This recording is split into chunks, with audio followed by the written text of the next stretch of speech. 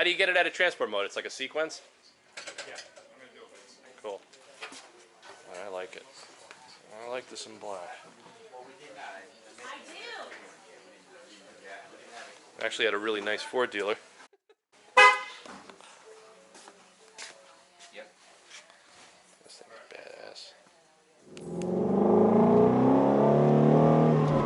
badass. Hey, what's up guys? Autofanatic. So this may be the last in-car video in my 2017 GT350. If you guys follow me on Instagram, you guys gotta start following me on Instagram.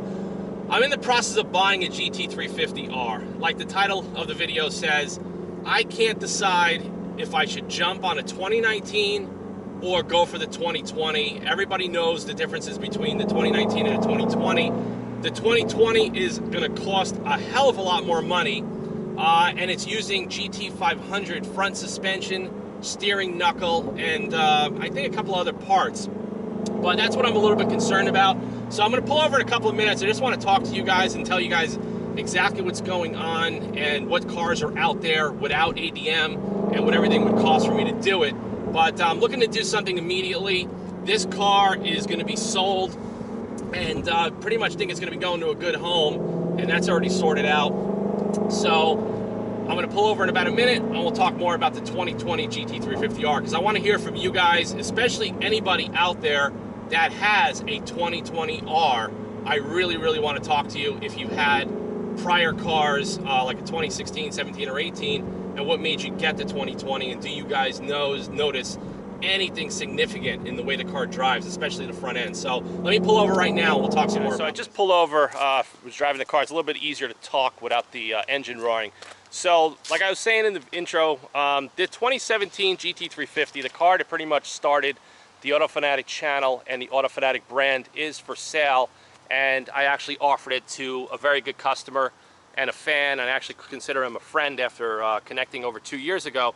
So this is pretty much going to be spoken for very soon. The signature wheels, I sold those already, so this is probably going to be one of the last times I drive this car because I don't have wheels to put on it. So it's going to stay up on jack stands until I get a set of wheels for it to make it mobile. So like I was saying in the intro of the video, I want to replace this car with a GT350R.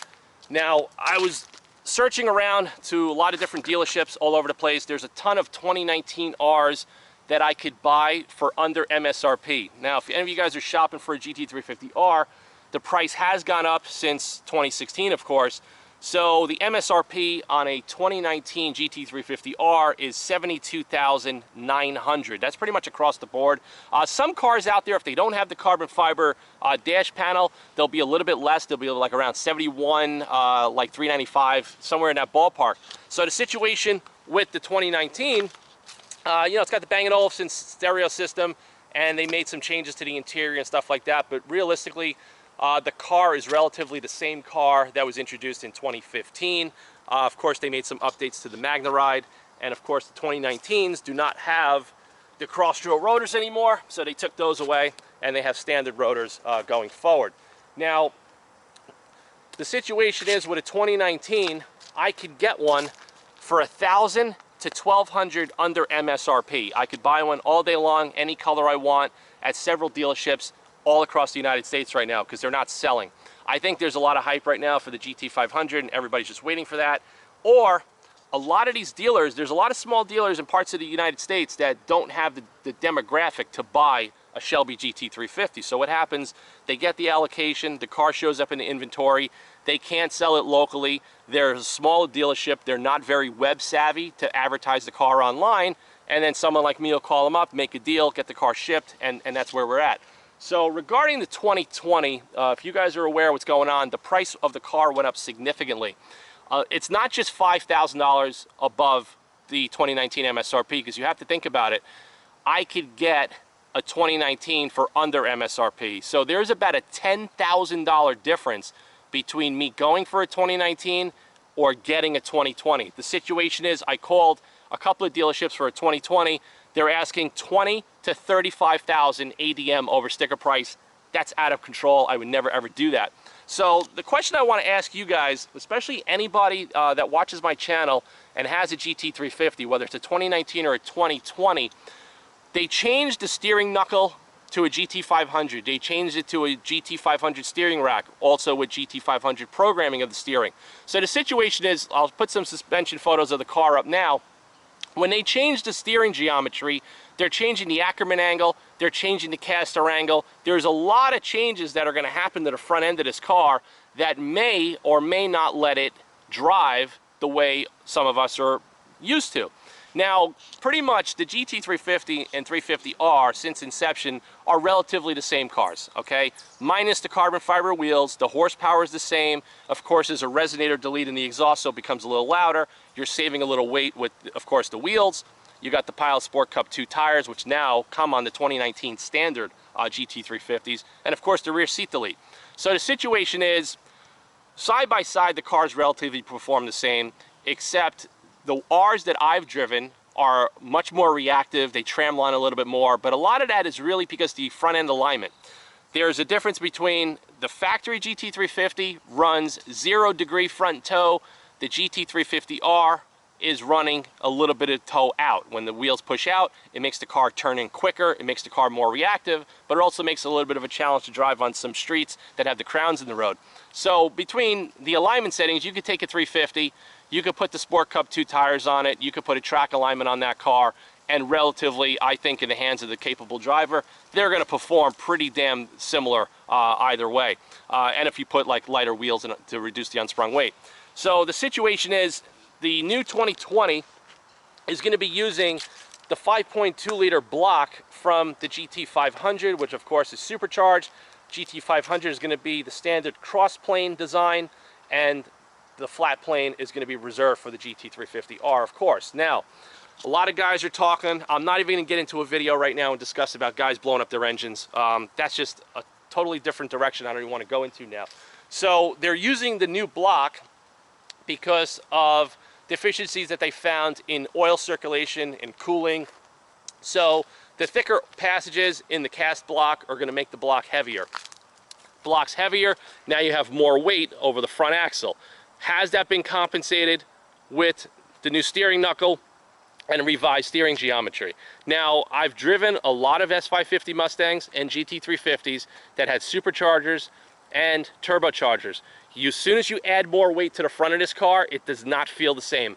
That's just my opinion, and I've driven these cars and I know these cars so well. I've been driving this chassis for over 5 years right now, and I'm just a little scared spending that extra premium for the 2020 only to be let down because I have no means of ever driving one. The dealerships around here don't even have them. It would have to be a sight unseen purchase, and you know, you're pushing well over 80 grand with tax, you know, close to 87,000 with New York state tax, and that's a hell of a lot of money. Whereas I could get a 2019, I could pick it up locally, I could drive it back, and I'll be all in and said and done for well under 77,000. The question is, should I jump on the 2019 or should I really hold out and get the 2020?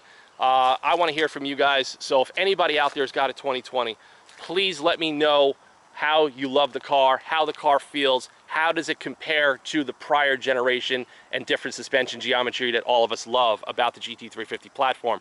So that's all I'm pretty much throwing out there. This car is going to be up for grabs, like I said, and you know, we're gonna have some new content on the channel. Also, the color of the R that I want to get, I want to do black.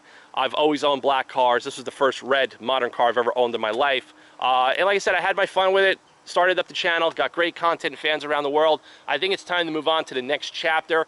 And with the GT350R, I have a lot of exciting things that I want to do to the car, between upgrades, interior work, modifications to the exterior, and I think it's going to be a hell of a lot of fun to get that car. And like I said, since I retired the GT350 from daily driven use, now I think it makes more sense for me to just get the R version because it's going to be used sparingly, and then it'll just be a little bit more of an opportunity for me to do some more stuff to it.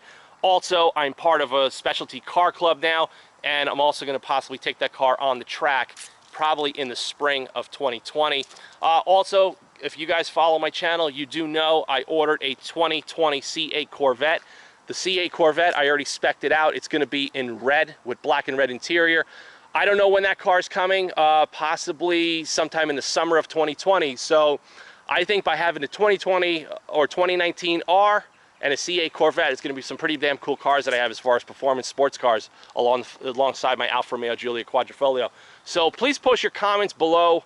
Let me know what you guys think I should do. Like I said, you know, you got to think relative and be realistic. You know, money is money, whether it's my money or your money. You know, spending that extra $10,000 just to get to 2020, am I really going to notice it?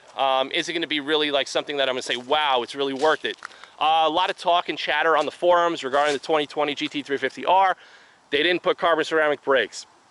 They didn't do composite body panels. They didn't do a carbon fiber drive shaft. They didn't up the horsepower. So in theory, you're paying a lot of money for them to basically build the 500 and the 350 down the same assembly line, because pretty much they're the same cars, and they're saving money by using the 500 parts in the front as it goes down the production line, and then they're slamming you with an upcharge for saying that, hey, we changed all these parts and now you're gonna have to pay for it. I don't really think that's fair, but that's just what manufacturers do, and I don't know really know if it's gonna be worth it, because I love the way this car is since inception. So it's kind of like one of those things, if it's good, don't change it. If it's not broke, don't try to fix it. But then again, Ford performance engineers are pretty clever, and they've done such an outstanding job with this car. So I think they probably did some improvements, but we don't know about it. Nobody's tested it. Nobody's really talking about it online. And if any of you guys out there have a 2020, please contact me direct. My email address will be in the description of this video below, and I look forward to hearing from you guys. And if you guys think I should just jump on the 2019, you know, let me see the enthusiasm you guys want to see with that, and I will probably have that car in about a week or so. So I'll see you guys soon. autofanatic@yahoo.com.